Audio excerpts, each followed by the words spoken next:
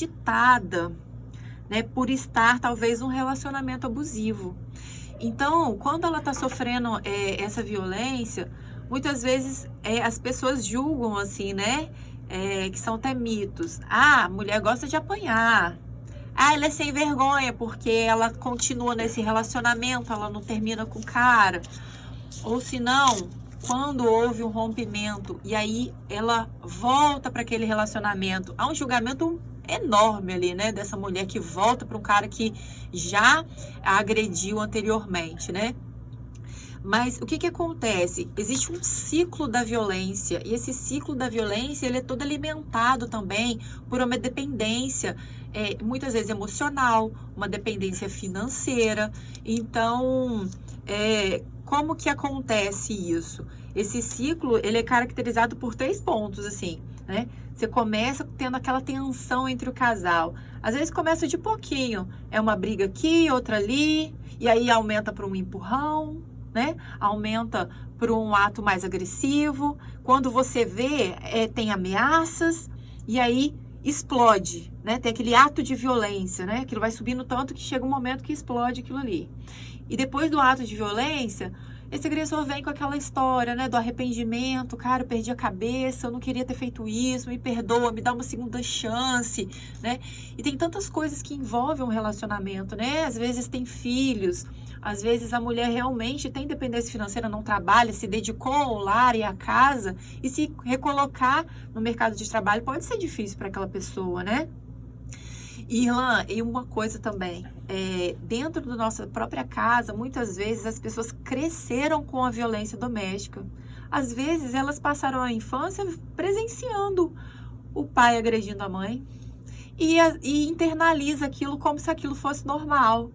E pior, reproduz, fazendo aquela mesma atitude quando, né, fica adulto e passa a se relacionar também. E a mulher também, que viu a mãe passando por esse tipo de coisa, pode entender de alguma forma que aquilo é normal. Não, é assim mesmo, a minha mãe também apanhava. Eu tenho que aguentar, todo homem é assim, né? Então, assim, é uma mudança muito de mentalidade, eu acho também, né? E eu acho que a justiça sozinha ela não faz. Tem que ser tanto dos homens, como também das mulheres, né? De não aceitarem, de denunciarem, né? De no começo, quando identificar já aqueles red flags, né? Aqueles sinais de alerta, cara, já meteu o pé. Como é que é a palavra? Red flags. Gente, red flags são quando você vê sinais desses homens aí, assim, nossa, isso daqui tá muito estranho, isso aqui me acende um sinal de que não é normal, não tá normal, são as red flags. Tá? Gostei. Você viu o red flag, bandeirinha vermelha, minha filha? Corre! É tipo aquela sinalzinho do carro quando pisca o óleo, né? Isso, é o sinal do carro ali, no painel do carro. Gente, que legal, cara. Um dos pontos que acontece é a medida protetiva. Só que como que isso acontece? Como que uma pessoa, uma mulher pede uma medida protetiva de um cônjuge? Então, gente, se a mulher ela sofreu, né, a violência, ela pode procurar a delegacia, né? Temos também em algumas cidades a delegacia especializada, a delegacia da mulher. Temos aqui em Itaperuna, por exemplo, o CIAM, que é um órgão especializado para atendimento à mulher que sofre violência, né? Então, procurando a delegacia, você vai registrar ali um boletim de ocorrência e solicitar a medida protetiva. O delegado ele já pode ali fazer um envio desse pedido com uma urgência para o juiz. E aí, em até 48 horas, o juiz ele vai conceder essa medida protetiva ali, né, com base no relato da vítima e de indícios apresentados. Então, tem assim especial relevância, né, para essa concessão dessa medida protetiva, se esse agressor ele já tem algum histórico de agressão, né, se houverem mensagens, áudios, né, ou testemunhas também que possam estar ali fazendo esse relato, sinais físicos, né, marca das agressões, ou mesmo psicológicos, porque a pessoa abalada psicologicamente, ela mostra, gente, né, aquele desequilíbrio emocional. e o risco também de atual ou de futura ameaça de sofrer uma nova violência. Então, o juiz ele pode estar concedendo essa medida protetiva sem ouvir o agressor antes, né? E sem a necessidade também de ter o processo criminal concluído, tá? Só ouvindo mesmo.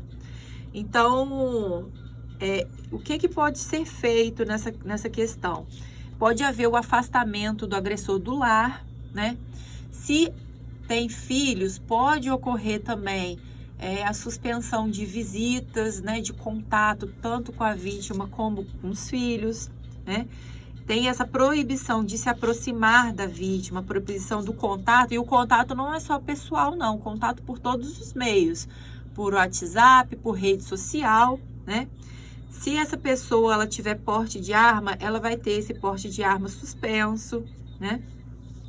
E é mesmo que o agressor ele seja dono do imóvel, gente, né? Que ele seja o proprietário, senão é independente se ele é proprietário ou não.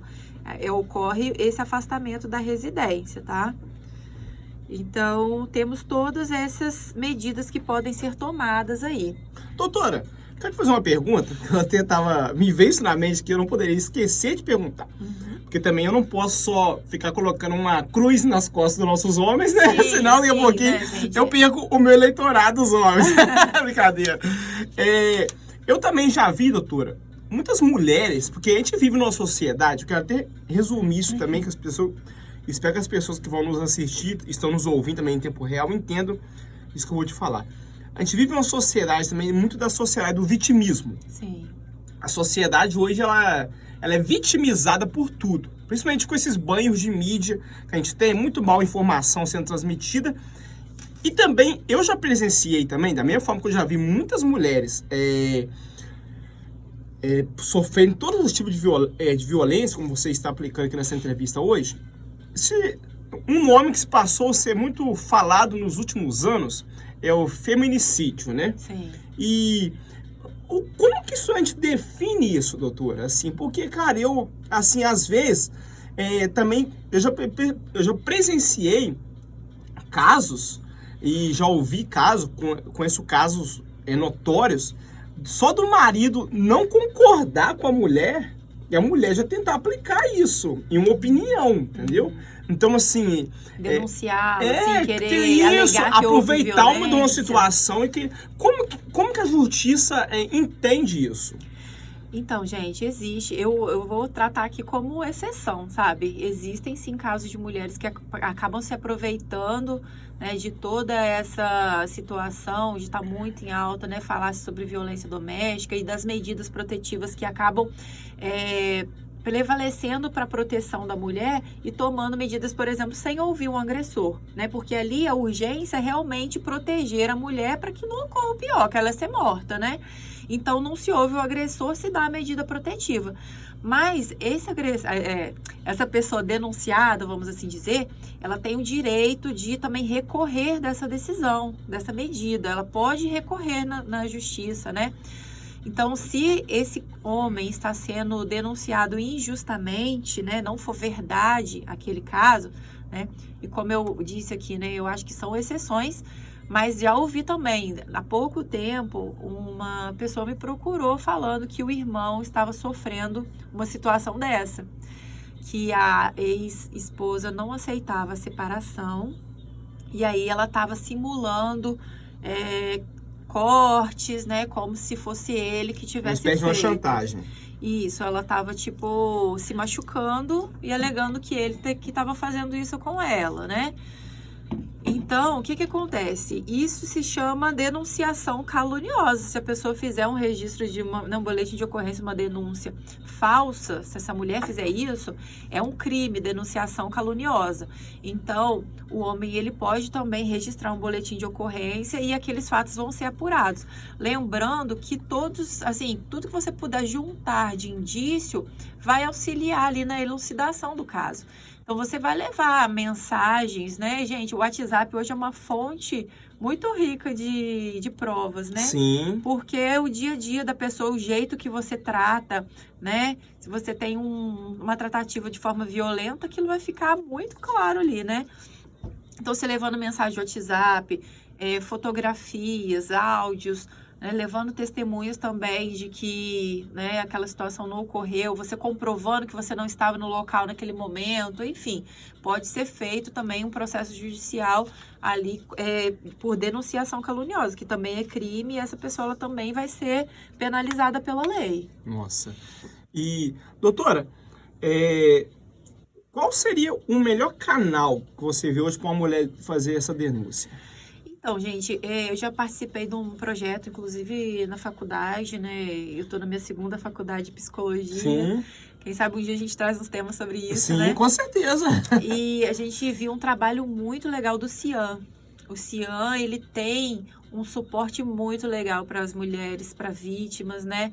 Então, você não vai ser exposta, né? A mulher, às vezes, ela tem muita vergonha de denunciar, né? Que está passando uma violência doméstica em casa.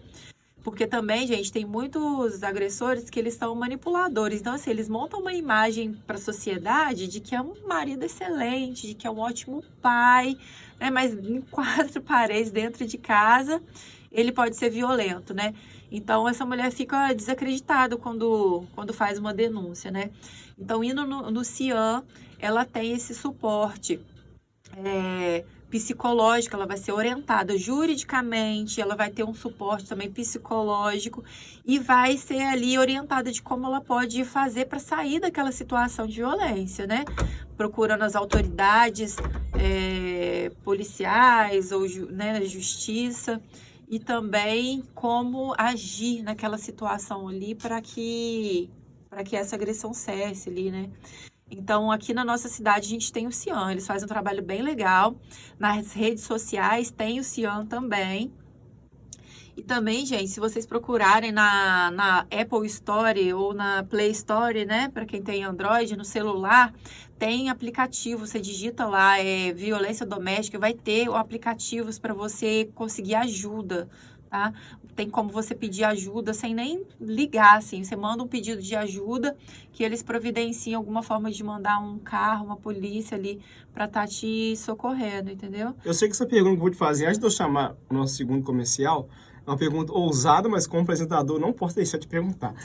Você como uma pessoa do meio jurídico, da justiça, você percebe que a delegacia da mulher, ela funciona de maneira efetiva? Ela tem esse contato, ela dá essa abordagem, ela dá essa segurança realmente mesmo? No Itaperuna, eu acho que nós não temos a delegacia da mulher, né? Mas em muitas cidades tem. E eles falam, Irlan, as pessoas que eu conheço que moram assim, já sofreram esse tipo de situação, é que quando você vai numa delegacia comum, né, como aqui do nosso distrito, muitas vezes quem vai te atender lá é um homem. E parece que já tem um comportamento diferente, entendeu? Já tratam de forma diferente. A mulher se sente ali meio coagida, não se sente acolhida naquela situação. Às vezes ela é a culpada por aquilo ter acontecido, entendeu? Eles não tratam de forma muito má, assim. Uma outra situação, né? Uma pessoa me procurou falando que até a sobrinha dela estava sofrendo violência por conta do namorado, que estava ameaçando, já tinha tido algumas atitudes de pegar no braço e apertar. É que é a frase? Fala de novo. As red flags, né?